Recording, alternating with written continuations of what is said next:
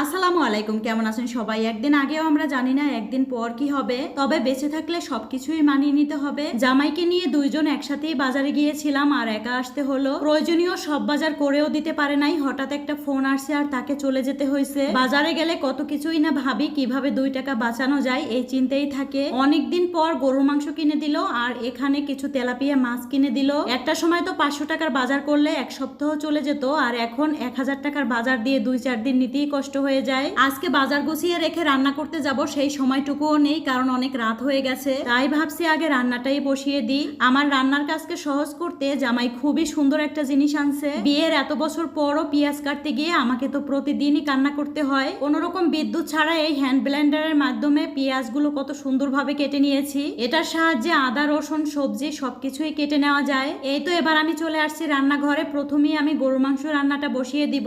এখন আমি সবকিছু একটু বেশি করে রান্না করব, সকালে উঠে যেন আর রান্না না করতে হয়। গরুর মাংস এক একজনে এক এক ভাবে রান্না করে, তবে আমার কাছে এভাবে হাতে মেখে রান্না করলে একটু বেশিই ভালো লাগে।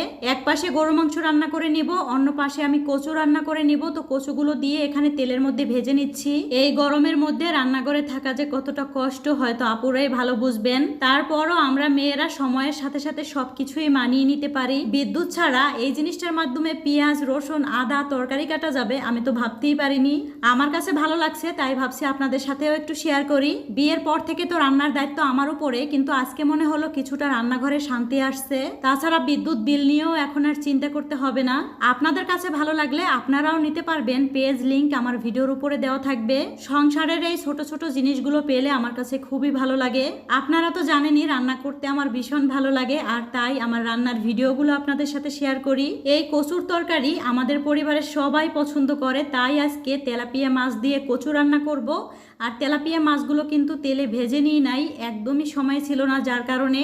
আর এখানে গরুর মাংসটা প্রথমে আমি ভালোভাবে কষিয়ে নিব। আর গরুর মাংস কষাতে গিয়ে অনেকটা সেদ্ধ হলে দেখবেন রান্না করতে আর তেমন সময় লাগে না। আর এখানে কিছু আলু তেলের মধ্যে ভেজে নিব। আগে তো মাংসের তুলনায় মাংসে ব্যবহার করা আলুগুলো বেশি ভালো লাগতো, আর এখনো আলু ছাড়া আমাদের চলেই না। অনেক আপুরাই বলেন আমি কেন রাতে রান্না করি, দিনের বেলাতে আমি কি করি। একা মানুষ যখন বাসায় থাকি একটা ডিম ভাজি দিয়েও কিন্তু আমার সারাদিন চলে যায়। মাঝে মাঝে না খেয়ে থাকলেও সমস্যা হয় না, কারণ একা থাকলে কোনো কিছু খেতেও ভালো লাগে না। যখন জামাই বলে বাসায় খাবে তখনই কিন্তু আমি রান্নার আয়োজন করি। আর এদিকে হচ্ছে আমি তরকারিগুলো সব গুছিয়ে রেখে আবার চলে আসছি রান্নাঘরে। সে যেহেতু সারাদিনই বাহিরে কাজ করে, আর দিন শেষে বাসায় আসার পর একটু গরম গরম সবকিছু খেতেও ভালো লাগে। দিনে গরম আর রাতে ঠান্ডা, এরকম অবস্থায় কে কে সুস্থ আছেন জানি না। আমরা তো কয়েক ঘন্টা রান্নাঘরে কাজ করি, কিন্তু যারা বাহিরে থাকে তাদের কিন্তু অনেক কষ্ট হয়ে যায়। তো এখানে রান্নাটাও প্রায় শেষ হয়ে যাচ্ছে। তো সবাই ভালো থাকবেন, আজকের ভিডিওটি এ পর্যন্ত।